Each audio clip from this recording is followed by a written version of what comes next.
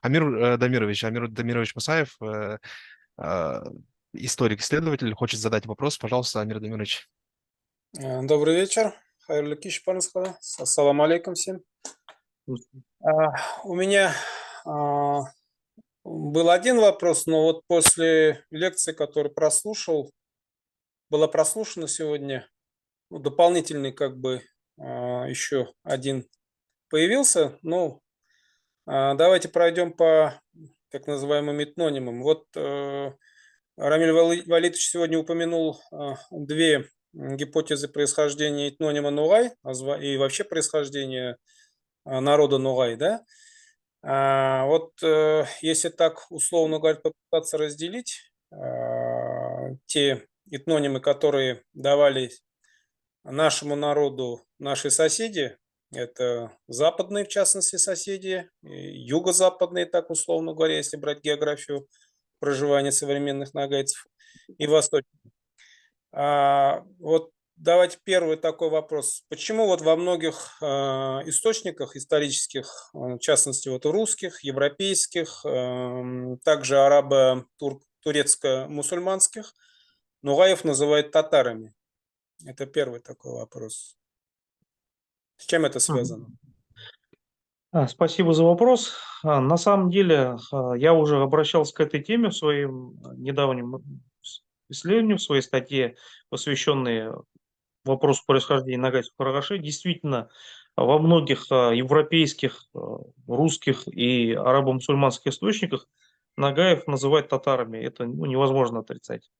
Вот. Даже если мы вот обратимся к архивным документам 15-16 веков, там параллельно к слову «ногай» встречается такой термин «нагайские татары», там, да, егесанские татары, джанбалутские татары.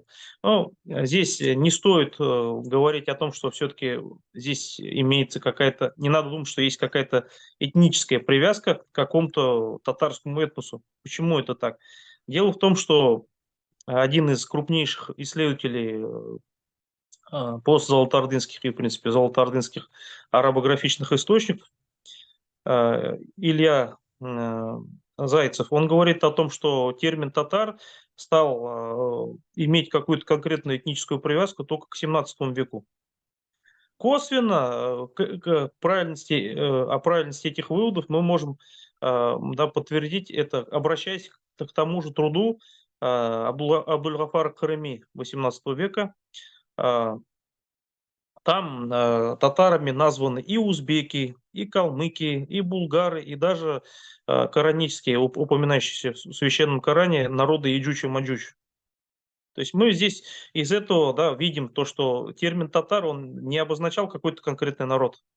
Вот. Если мы обратимся уже к русским источникам, касаемо, например, уральских казаков, это вот 17-18 века, каким образом формировалось войско, уральское войско, а там был значительный тюркский элемент, это вот данные Мурата Нарзгалича Сдыкова из его статьи.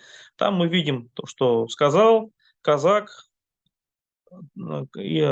татарин, что я сам из горских Черкас. Сказал казак, татарин на Коране, что я сам из калмыков.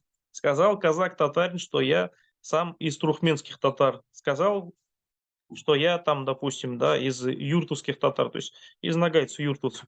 Здесь мы видим то, что термин татарин, он, да, не маркировал этничность, а он маркировал именно, да, ну, как вы, в принципе, удачно сами говорили э, в своих лекциях. Это не маркер какой-то непосредственно этнический, это маркер такой, да, так скажем, для обозначения территориальной принадлежности. Если ты происходишь из Европы, то ты немец. Там свейский немец, английский немец, если ты и так далее. Да. Если ты происходишь из Азии, то ты татарин. Ну, мы помним, да, первый японец, оказавшийся в России при дворе Алексея Михайловича, Апонского государства татарин Денбей. Ну, я думаю, я достаточно об этом сказал. Спасибо.